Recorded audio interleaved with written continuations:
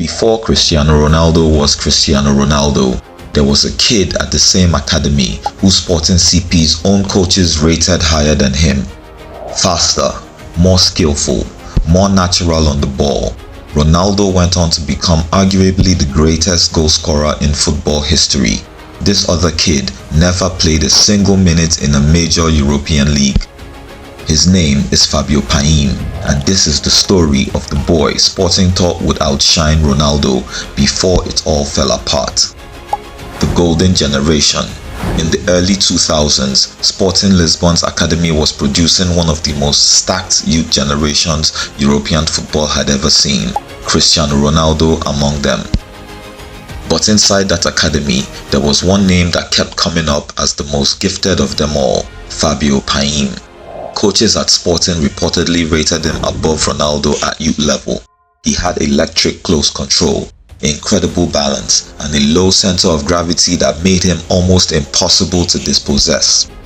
Some scouts genuinely believed they were watching the best young player in Europe. Ronaldo left for Manchester United in 2008. Paim stayed behind, and for a while he looked like the one who was going to inherit Sporting's academy legacy. The hype. By his mid-teens, Paim was talked about as a generational talent. Big European clubs reportedly circled him.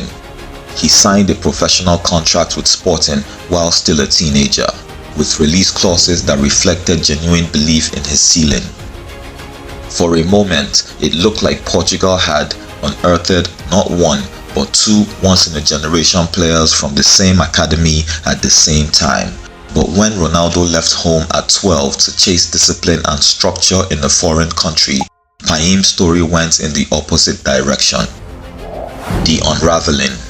This is where the story turns. Reports over the years painted a picture of a young player who struggled badly with the lifestyle that came with early fame and money.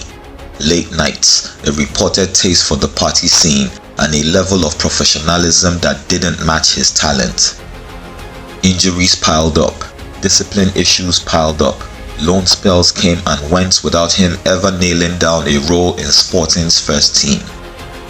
By his early 20s, instead of starring in the Champions League, Paim was drifting through smaller clubs and lower divisions, spells in England's lower leagues, in Israel, in the Portuguese lower tiers, even non-league football. Different clubs, different countries, but the same pattern. Flashes of the talent everyone once raved about, followed by exits that never quite explained themselves. Talent was never the problem. What makes Paim's story different from a typical wasted wonder kid tale is this: almost nobody who watched him ever questioned his ability.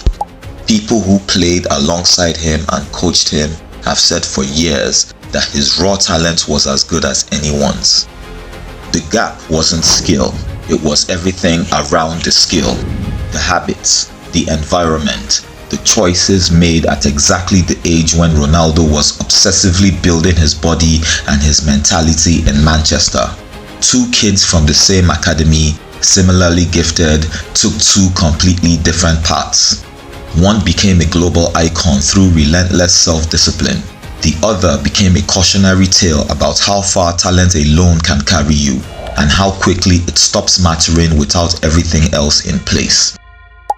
The takeaway: Fabio Paim isn't a story people tell to mock him. It's a story football keeps coming back to because it's genuinely unsettling.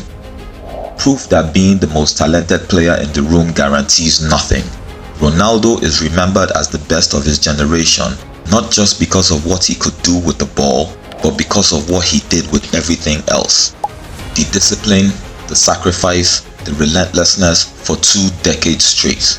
Paim reminds us what happens when the talent is there, but nothing else lines up around it. So the next time someone tells you a kid is the next big thing, remember, greatness was never just about who's the most gifted in the academy at 15. It's about who's still standing at 30.